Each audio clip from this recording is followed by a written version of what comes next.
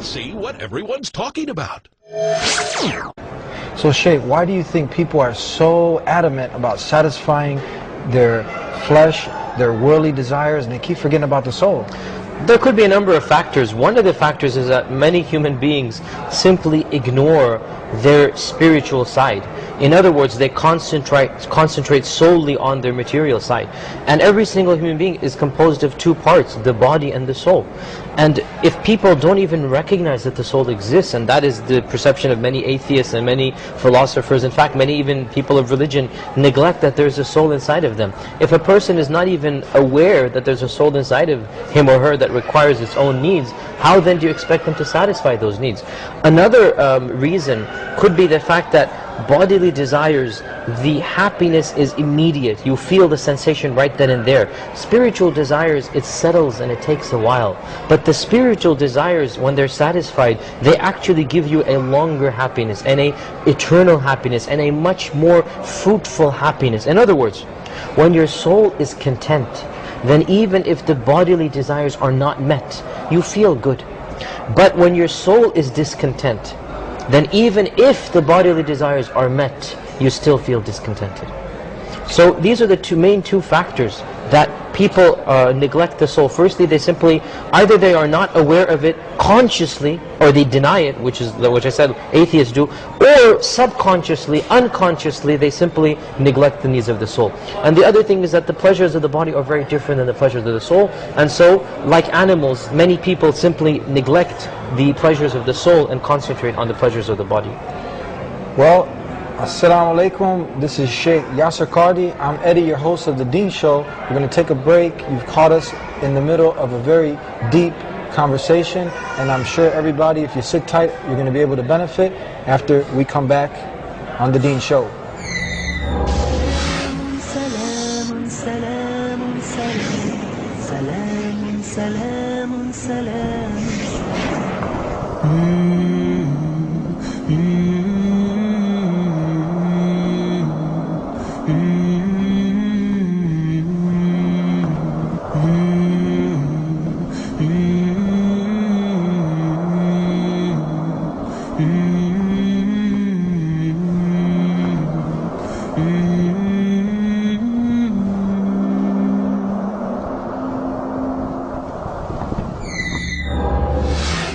Assalamu alaikum and welcome back to the Deen Show.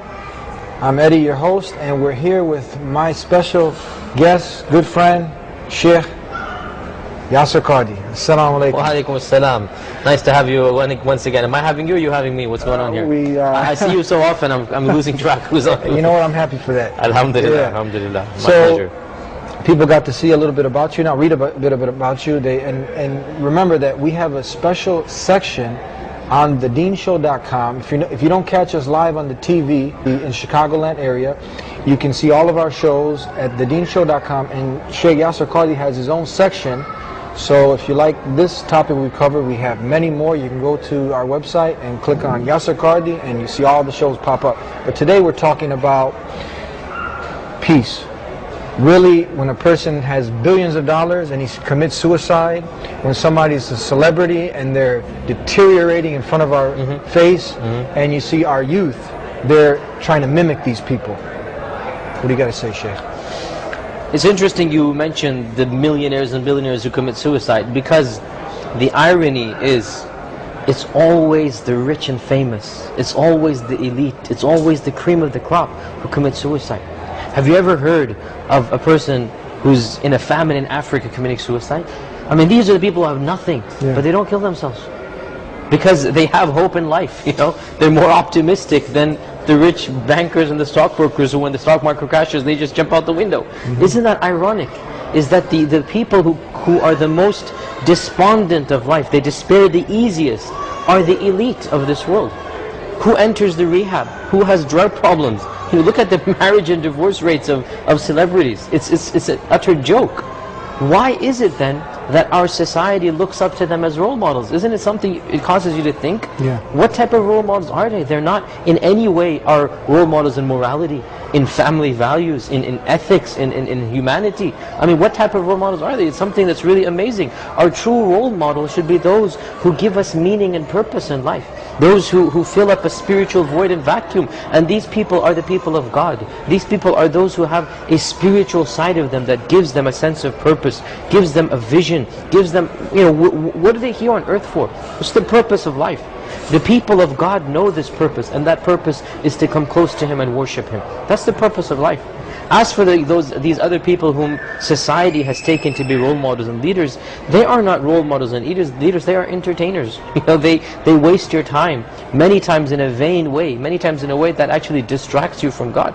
So it's ironic that you mentioned that it is indeed the millionaires and the billionaires, it is indeed the rich and elite that have the drug problems, they have the suicide rates, they have the most issues of taking Prozac and all of these antidepressant drugs. I mean, it was estimated that 1/3 of Americans are on antidepressants. I mean, what type of lifestyle is that?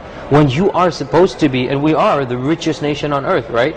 We are the most powerful and mighty nation on earth. Well then why is it that such a huge percentage of our own population are on antidepressants? What is the reason? I don't think even 1/20th or 1/50th of the African continent is on antidepressant drugs, or the Asians or anybody. Why is that the case?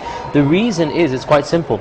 The reason is, when we have these material possessions, and we still discover that these material possessions don't give us happiness, we lose the purpose of life. We feel hopeless. When you get to the rich and elite, when you get to the millions, when you get to the fame, when you have the fortune, and you're still not happy, you realize, what's the point of living then? Because everybody else thinks you are it, and you know you're not it.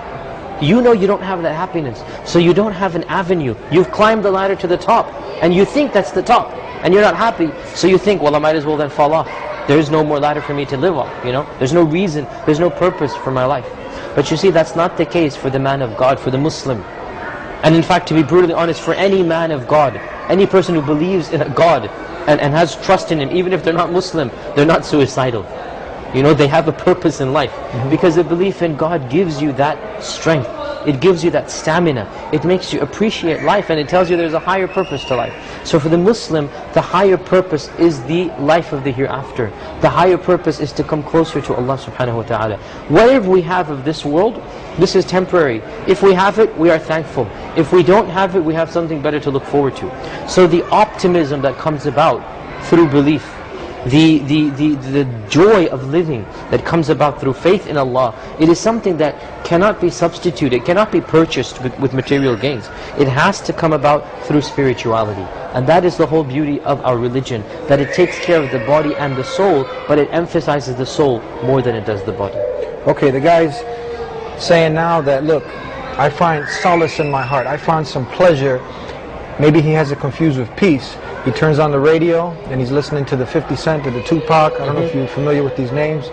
And he lights up a joint and he has a few women waiting for him, some alcohol and whatever other drugs, and he says, you know what, this makes me feel good, and without it I don't feel good. How do we respond to this? Well, the response is that yes, he will feel good in a certain way. We're not denying that he doesn't feel good. In fact, the only reason he does it is because it feels good. And we all know that the pleasures of food and drink, of sensuality and intimacy, of loving and to be loved, we all know that these are human pleasures. And in fact, when they are human pleasures, every human being enjoys them. But 2 points.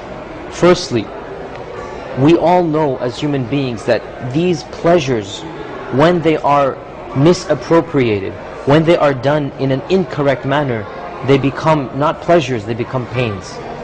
And we know this from our own experience. When we eat things, like for example drugs, or we do something that we know we shouldn't do, there's an inner conscience that God has placed in us that makes us feel guilty and dirty for doing that. And it doesn't matter if you have a group of friends that also agree with what your lifestyle is. In your heart of hearts, you know this is something I don't feel comfortable with. So you feel disgusted at what you're doing. The other thing is that this pleasure is a worldly pleasure. It is not a spiritual pleasure. And when it is not a spiritual pleasure, it means that it will not give you eternal pleasure. It will give you temporary pleasure. And there will always remain an emptiness that has to be filled up. Worldly pleasures put together will not take care of your inner need of spirituality. It is the spiritual pleasures, when they're taken care of, that the bodily pleasures become secondary. But if the bodily pleasures are taken care of, the spiritual pleasures still need to be answered to. So these pleasures indeed are giving him pleasures, I'm not denying that. But even this person realizes that there are pleasures greater than this, more eternal than this. Pleasures that don't give him any guilt, that make him feel good, make him feel fulfilled as a human being. And those pleasures are not pleasures of this world. Those pleasures are not the pleasures of women and wine and drugs and alcohol and food and drink. No, those are pleasures of the inner contentment and happiness. Feeling fulfilled with your life, being happy at who you are and what you do. And that's not something that the world gives you. That's something that comes from within and not from without. Let's talk about quickly the harms of following your desires and leading this path, letting your desires dictate your life and doing these things that we just talked about. What are the harms? The harms are twofold. There's a worldly harm and there's a spiritual harm. As for the worldly harm, when you live your life like an animal, without any care for a higher cause or goal, then the Quran tells us you become an animal. You become an animal. You lose your humanity, because all you're concerned about are your animal instincts, and you are not just an animal.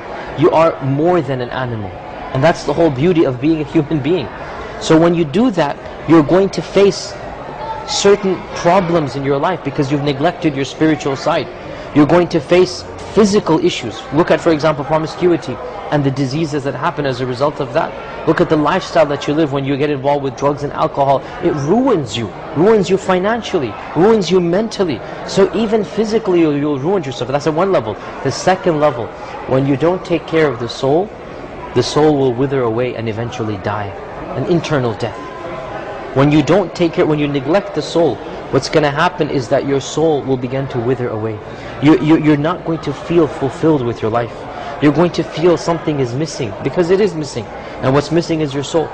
And just like if you didn't feed the body would die. If you don't feed the soul dies. But as I said, it's an internal death. It's not that you die, it's just the soul withers away until you just don't have any joy and pleasure, even in worldly pleasures. And that's why the drug addict, after he gets addicted to the drug, he then needs to take the drugs not for the high, but so that he doesn't suffer the pain of withdrawal. It's not that he gets high and he needs to get, it's just that he doesn't like the pain of withdrawal. He becomes so used to that pleasure of drugs. The drug don't give him the pleasure that they used to. Rather, if he didn't take them, the withdrawal symptoms would be so painful, he needs to take those drugs. So even the worldly pleasures are lost and the spiritual pleasures are not taken care of. Therefore, as God says in the Quran, خَسِرَ الدُّنْيَا وَالْآخِرَةِ, he has lost this world and the next. Neither the worldly pleasures nor the spiritual pleasures will be met. Benefits of leaving off following your desires, submitting yourself to the Creator of the heavens and earth, and leading a path that He wants you to lead. What are the benefits of doing this, Shaykh? More than can even be mentioned in many, many lectures. But the most important benefit, a feeling of contentment, of fulfillment, of doing what you're supposed to do. Peace and serenity enter your life in this world. And of course in the hereafter you get the pleasures of Allah. So in this world your life has a meaning and purpose to it. So much so that even if you don't get the pleasures of this world, even if you're deprived of what many other people are deprived of, inside of you you feel good. Inside of you you feel that you're accomplishing something. And you are accomplishing something because you're doing what God created you to do. When you do what God created you to do, you feel fulfilled. You feel liberated. But when you turn away from what God created you to do, what Allah wants you to do, you will never attain the happiness because you're not in your right place. You're not in the place God wanted you to be. And you're searching vainly for that place in the worldly pleasures, and you're not going to find it. So when you find your place, your sink, when you find your niche that God wanted you to have, and that niche is the worship of God, is remembering Him and praying to Him. When you find that niche, all of a sudden you are liberated from the problems of this world. They become secondary to you. That doesn't mean that that the problems of this world are vanished. They don't vanish, but they become secondary. They are not anywhere near as problematic as they used to be. They become trivial for you because you have bigger issues on your mind, issues of attaining God's pleasure and not. And you know that if you're happy with Allah and Allah is happy with you, everything else is irrelevant. So once you get to that stage, you feel a sense of contentment and peace, regardless of what happens in this world. I think anybody who has a basic understanding of the English language can understand what you're saying, and whoever's humble and sincere, they have grasped what you said. God willing, tell them now what they need to do. Give us some advice. What routine should they be on instead of the routine of the nightclub and the party lifestyle? How do they get on another routine? Give us some closing advice. Very simple. Every single person who's on that lifestyle and routine, I speak to you directly and I say quite frankly, you in your lifestyle are not happy. And you know it. You don't have to confess to anybody. Confess to yourself. You know that there's a feeling inside of you that something is wrong, something is missing. And what is missing is belief in God, is making your life a purposeful and meaningful life. And the way you do that is to realize God created you not to be an animal, but to be a human. And a human is more than just an animal. A human has spiritual needs as well. So if you want to fill that void, if you want to fill that vacuum, all you need to do is to turn to God. Raise your hands up and say, "Oh Allah," or "Oh you who created me, guide me to the truth, make me a better human being."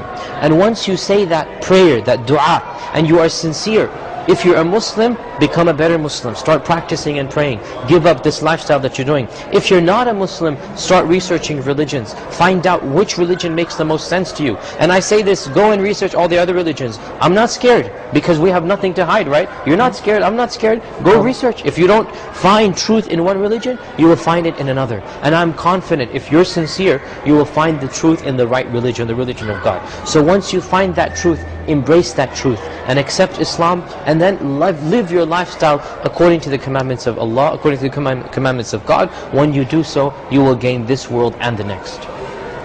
Thank you very much for your advice and for being with us. Jazakallah khairan. Wa iyyakum, it's always a pleasure. And thank you for sitting tight and listening to this. This was Sheikh Yaasir al Qaadi, and remember, he has his own section on thedeenshow.com. So if you want to learn more, visit thedeenshow.com, click on the Yaasir al Qaadi, and as he had advised you, ask the Creator of the heavens and the earth to guide you and start doing the research. Start putting in the time. And God willing, everything will be okay. We'll see you again next time on The Deen Show.